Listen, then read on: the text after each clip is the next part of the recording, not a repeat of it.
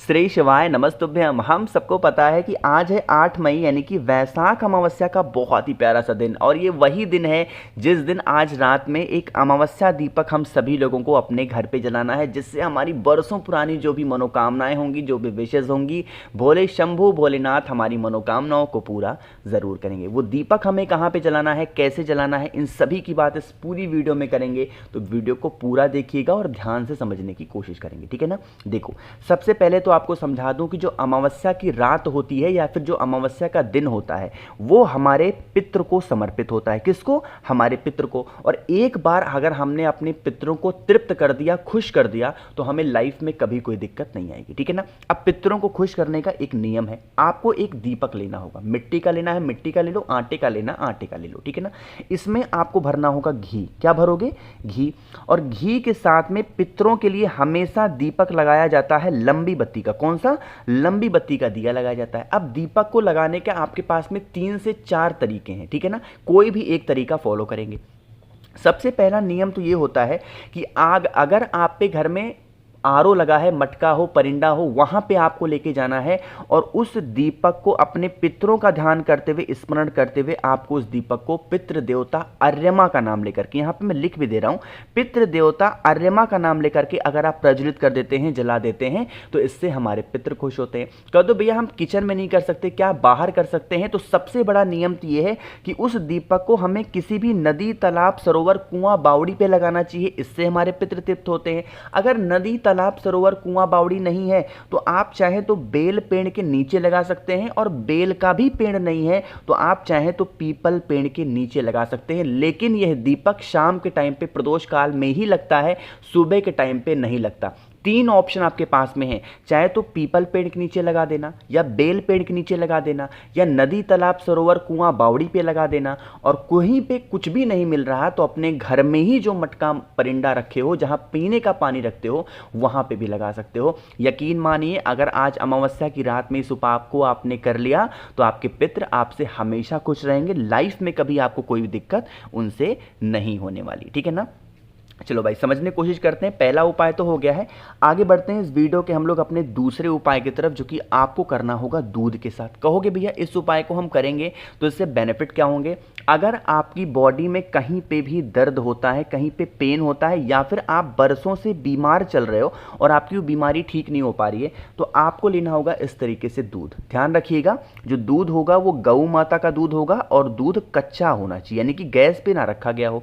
दूध लेने के साथ में हमें कुछ और चीज़ों को लेना होगा। पहली चीज़ तो आपको लेनी होगी इस तरीके से काली मिर्च, ठीक है। 4-5 काली मिर्च लेना, इसको पीस लेना। पहला काम तो आपको ये करना है। दूसरा काम आपको लेना होगा एक समी का पत्ता। मेरे जितने भाई बहन वीडियो देख रहे हैं, अगर समी का पत्ता आपके पास में नहीं है तो चावल का दाना समी पत्र के स्थान पे ले सकते हैं, ठीक है ना। समी का पत्ता लेना और इन सभी चीज़ों को, जो दूध आपने लिया है, उस दूध के अंदर डाल देना। ध्यान ये रखिएगा, आप किसी भी बर्तन में दूध ले सकते हैं, बस वो बर्तन तांबे का लोटा नहीं होना चाहिए, तांबे का कोई भी पात्र नहीं होना चाहिए, ठीक है ना। इस लोटे को उठाएंगे दूध वाले, और आपको क्या करना होगा, चले जाना है पीपल पेड़ के नीचे। सुबह से लेकर के रात तक के टाइम पे कभी भी जाओ पीपल पेड़ के नीचे, और जो आधा जल होगा, मतलब आधा जो दूध होगा, वो पीपल पेड़ की जड़ में पिपलेश्वर महादेव के नाम से, किसके नाम से? पिपलेश्वर महादेव के नाम से समर्पित करेंगे। और आधा दूध बचा लेना, आपके घर में जो महादेव का शिवलिंग हो, मंदिर वाले में नहीं, आपके घर में जो आपके घर की रक्षा कर रहे हैं महादेव, उनके शिवलिंग पे आधा जल समर्पित करेंगे। अब जब यहां पे समर्पित करोगे तो अवधूतेश्वर महादेव का नाम लेंगे। कौन से महादेव? अवधूतेश्वर महादेव का अगर आप नाम ले लेते हैं, और अगर आपकी जो भी बीमारियां होंगी, बरसों से परेशान हो, बहुत दवा खा रहे हो, बहुत मेडिसिन खा रहे हो, वो बीमारी आपकी ठीक नहीं हो पा रही है, तो आपकी बीमारी बहुत जल्दी ठीक जरूर होगी, ठीक है ना। ध्यान ये रखिएगा, दूध समर्पित करने के बाद में 1 लोटा शुद्ध जल तांबे के लोटे से श्री शिवाय नमस्तुभ्यम का जप करते हुए महादेव के शिवलिंग के ऊपर उस इंसान का नाम और गोत्र बोल करके जरूर समर्पित करेंगे, जो इंसान बीमार है या फिर जिस इंसान को उसकी बॉडी में पेन है, दर्द रहता है, ठीक है ना। करिएगा जरूर इस उपाय को। तो यहाँ पे 2 उपाय की हमने बात कर ली है। आगे बढ़ते हैं अमावस्या तिथि पे करने वाले हम लोग अपने तीसरे उपाय की तरफ, और ये तीसरा उपाय बहुत फेमस है। हर बार पूज्य गुरुजी इस उपाय के बारे में आप सभी लोगों को ज़रूर बताते हैं। बहुत ही प्यारा सा उपाय है, समझने की कोशिश करेंगे, लेकिन उससे पहले जल्दी से करेंगे वीडियो को लाइक, और मेरे जितने भी भाई बहन आवाज़ पहली बार सुन रहे हैं चैनल को ज़रूर सब्सक्राइब करिएगा, ठीक है ना। चलो समझने की कोशिश करते हैं। आपको लेना होगा पीला चंदन। इस उपाय के लिए हमें लाल चंदन की ज़रूरत नहीं है। पीला चंदन अगर आपने लिया तो आपकी बरसों पुरानी जो भी मनोकामनाएं होंगी, इच्छाएं होंगी, वो भोलेनाथ शंभुनाथ पूरी जरूर करेंगे। पीना है, पीले चंदन को गाढ़ा कर लेना है, ठीक है ना। हल्का सा पेस्ट बना करके पानी वगैरह डाल के इसको गाढ़ा कर लेंगे। गाढ़ा करने के साथ में आपको एक तांबे के लोटे में जल भरना है, और जल को लेकर के पहुंच जाएंगे भोले शंकर के शिवलिंग के पास में। मन है मंदिर में करो, मन है अपने घर पे करो, कहीं पे भी कर सकते हैं। अब जो नियम बताने जा रहा हूं, मेरी बात को बहुत ही ज्यादा ध्यान से सुनने की कोशिश करिएगा, ठीक है ना। आपको क्या करना होगा, आपको जो पहली बिंदी लगानी है वो आपको लगानी होगी भोले शंकर के शिवलिंग के ठीक ऊपर, ठीक है ना। पहली बिंदी लगाओगे। जो दूसरी बिंदी आपको लगानी है शिव शंभू के शिवलिंग पे, राइट साइड होता है भगवान गणेश का स्थान वहां पे, और लेफ्ट साइड होता है भगवान कार्तिक का स्थान, ठीक है ना। तो 3 जगह तो आपने बिंदी लगा दी। जो चौथी जगह आपको बिंदी लगानी है वो लगानी है यहां पे, यानी कि माता अशोक सुंदरी के स्थान पे चौथी बिंदी लगाओगे, है ना।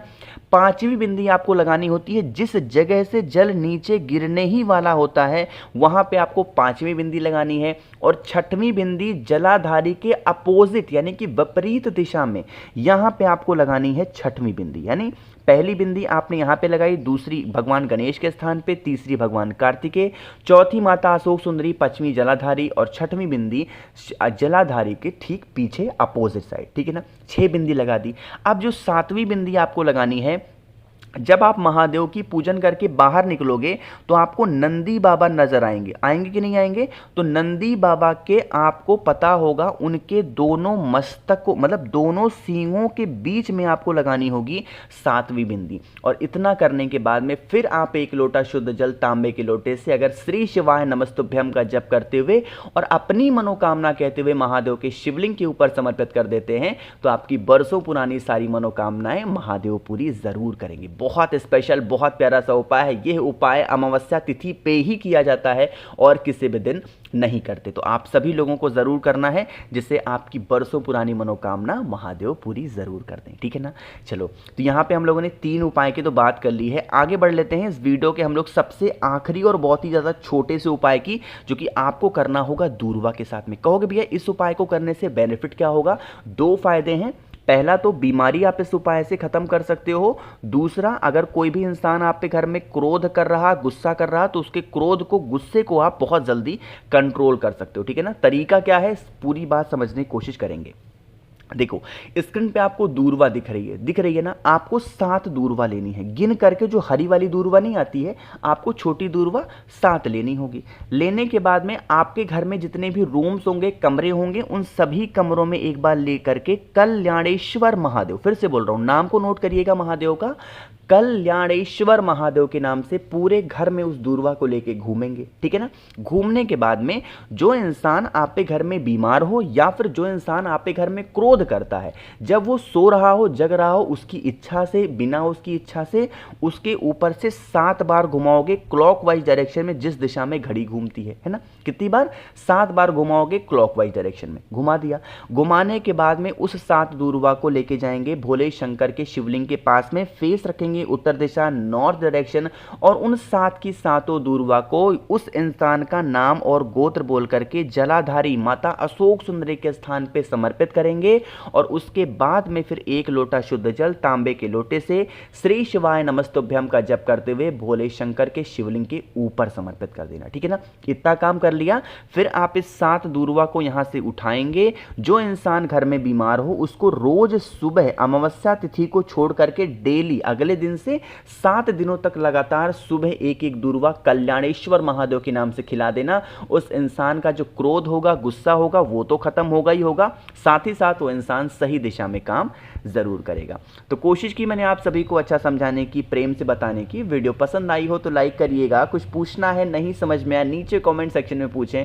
और मेरे जितने भी भाई बहन आवाज़ पहली बार सुन रहे हैं तो चैनल को ज़रूर सब्सक्राइब करिएगा। और हाँ, अगर आपको फ़ोन पे बातें करनी है तो आप हमें इंस्टाग्राम या फेसबुक पे फॉलो करें, उसके लिए आपको सर्च करना होगा द नेचुरल प्लैनेट 108। श्री शिवाय नमस्तुभ्यम।